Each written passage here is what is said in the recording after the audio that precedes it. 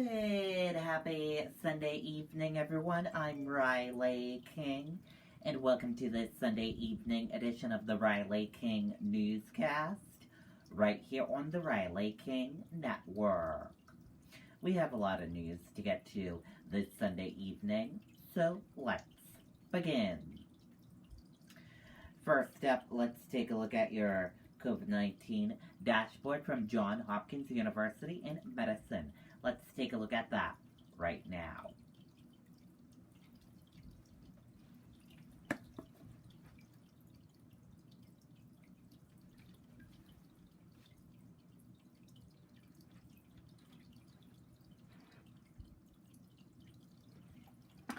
And here is a look at that for all of you right now. Your global cases are 146,726, 821. Your U.S. cases are 32,073, 423.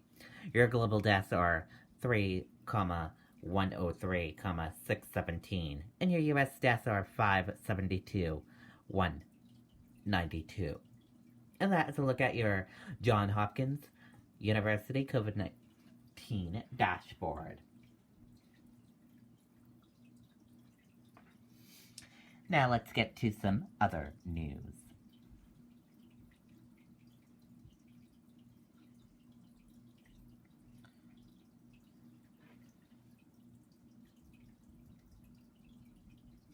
Johnson & Johnson shots resume under cloud of doubt. Let's take a listen to that video from NBC News. IHOP now has bigger bacon. It's 5 times thicker and maple glazed. It's the future of bacon. Bigger bacon. Try IHOP's new Steakhouse Premium Bacon Menu or add it to any breakfast combo for $1.49. This morning, another potential lifeline is leaping back into the vaccine marketplace after the CDC investigated 15 cases of severe blood clots linked to the Johnson & Johnson vaccine. Whenever you hear something like that, it's going to cause you to be a little bit reticent and say, I'm going to stay away from that one. I'll go and take the other one. Nearly half the states in the U.S. have declared their intention of resuming J&J shots, as White House officials confirm some 9 million doses are already shipped and ready to go. But the process is facing some headwinds. When you heard about the issues related to Johnson & Johnson and the pause, did it scare you? Yes, a lot. Doctors say it's more likely you'll get a blood clot from COVID than the J&J vaccine, which is highly effective and produce severe outcomes in less than 2 out of every million doses for women. I would encourage anybody, get the first vaccine that's available to you. But availability isn't necessarily the problem in many places. Vaccination sites in states like North Carolina, Texas, and Florida are closing due to lack of demand. Healthcare providers grappling with heightened hesitancy. The J&J pause was very unfortunate. Ivan Jordian resumed his J&J shots Saturday night at his Upper West Side pharmacy in New York and has a message for his community. This violin here is the key to life and to your future and the health and well-being of our community and our society, period. And overnight, Florida announcing that J&J will be available at all 4 federally run sites here in the state of Florida, including Miami, starting at 7 a.m. Willie?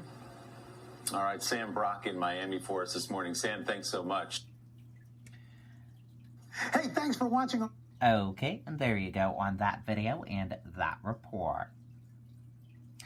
Biden's first 100 days. What has he accomplished? Let's take a listen to that video from NBC News. In New Hampshire, we have 1 day that you can vote. If there's a line, forget it. Like, there's no way I'll have a chance.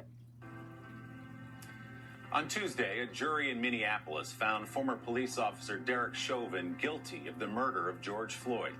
The convictions on 3 charges and the image of a former officer being handcuffed in the courtroom and led away to prison were extraordinary for how rare they are. In remarks that night, President Biden vowed to push for reform in policing, just one on a long list of issues that have occupied the president's first 100 days. NBC's senior Washington correspondent Hallie Jackson has a look in our Sunday Focus.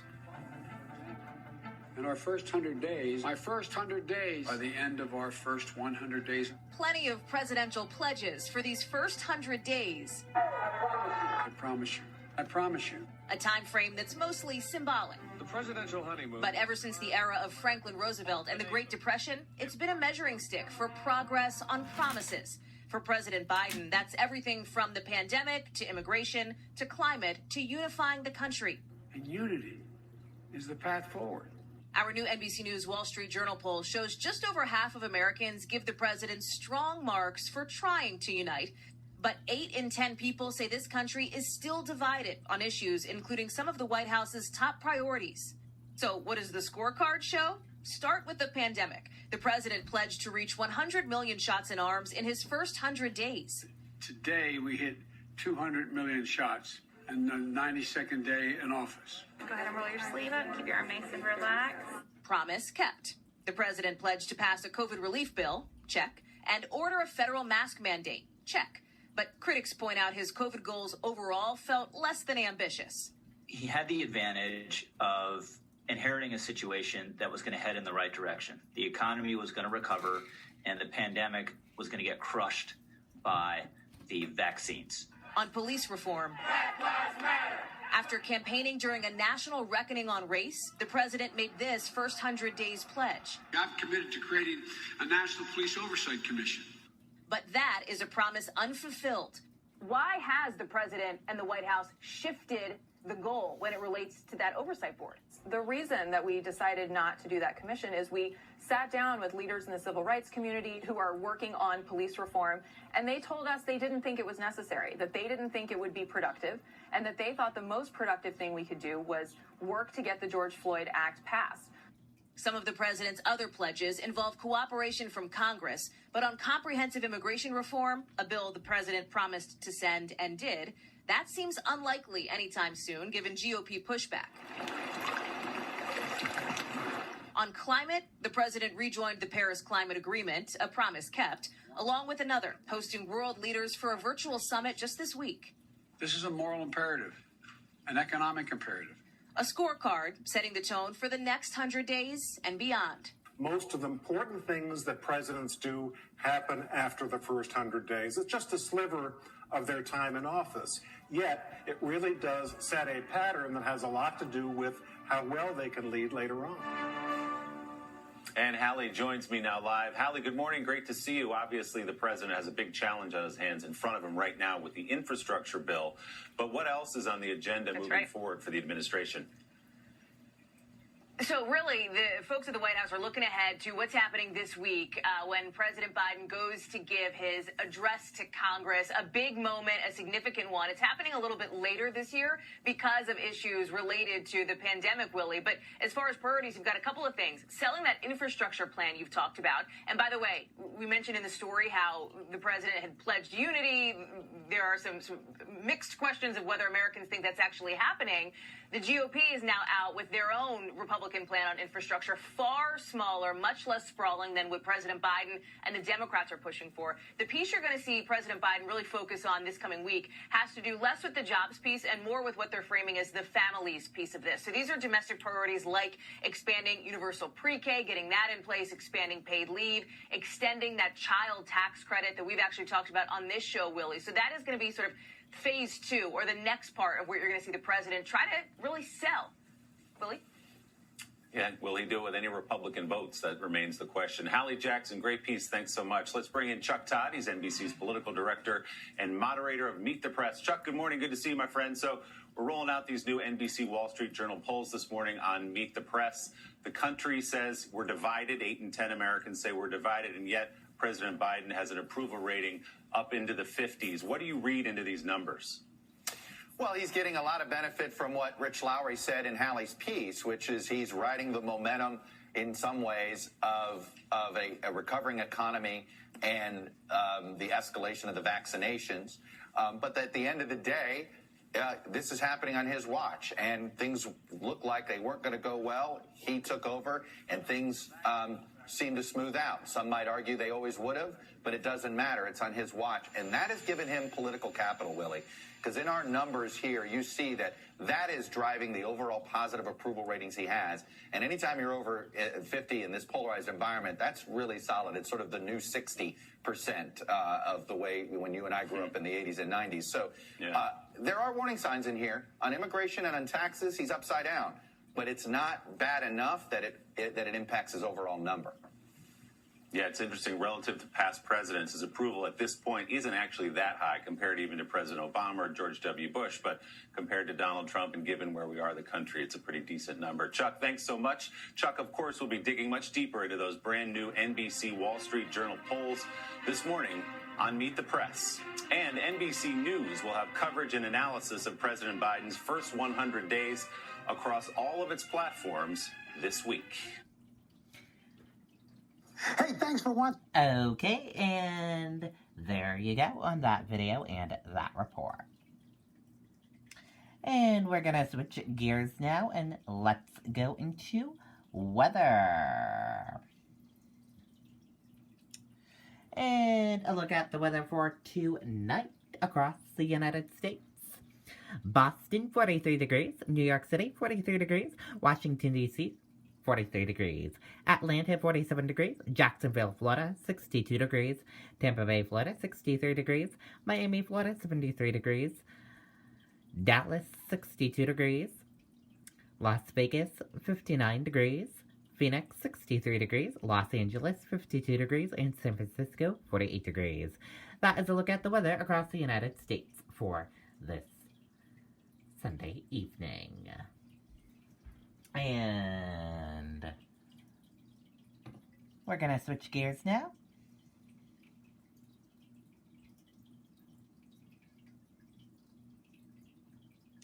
And what to expect from tonight's 23rd Annual Academy Awards. That's on tonight at 8 p.m. on ABC. Let's take a look. Maybe the future of beer isn't so futuristic after.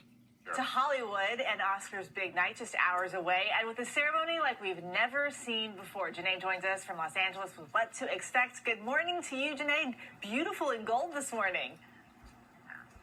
Hey, Eva, good morning. Thank you. We're not just live from Los Angeles. We are live on the red carpet in what's basically the calm before the storm. We are the only ones out here right now ahead of what will be a much smaller affair than we're used to seeing on Oscar Sunday. But for a year when we weren't even sure that we would have the Oscar ceremony, we will gladly take it.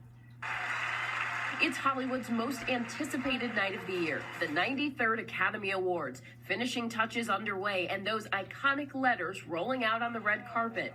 But the Oscars have never looked quite like this. The Academy has said that instead of our traditional live show, it's going to look like a movie.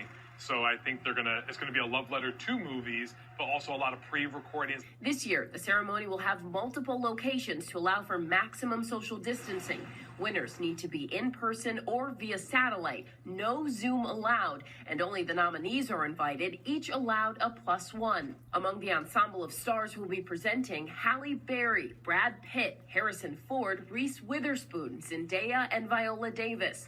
And for the first time in Oscars history, 2 men of Asian descent are up for the Best Actor award at the same time. Stephen Yeun for Minari and Riz Ahmed for Sound of Metal. Ahmed, the first Muslim to be nominated for Best Actor, and Chadwick Boseman earning his first Oscar nomination for Ma Rainey's Black Bottom. I got talent. His final piece of work, making him the first black actor to earn the nomination posthumously. It's the most diverse acting field we've ever had. 9 out of the 20 are people of color.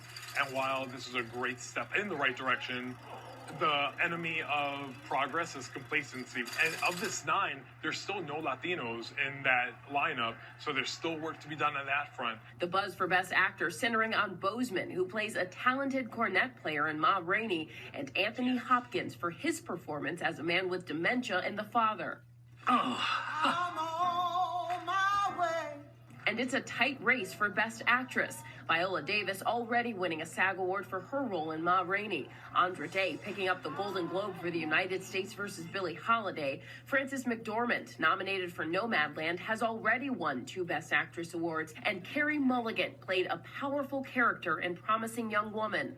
And before the ceremony gets underway, all 5 nominees for Best Original Song will be performed in their entirety during the pre-show, so that's another change that we're looking forward to. But before that, you can get your Oscars party started even earlier. Join Chris Connolly and I on Oscars Countdown, the Red Carpet Live, starting today at 1 p.m. Eastern, 10 Pacific, right here on ABC. Guys. All right.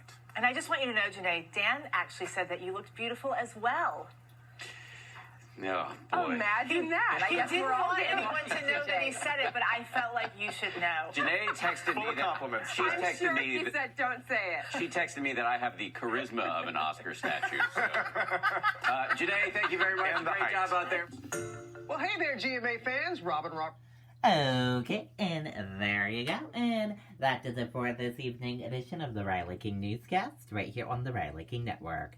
Thank you for watching. Have a wonderful evening. See you back here tomorrow with more news coverage. Good night and goodbye, everyone.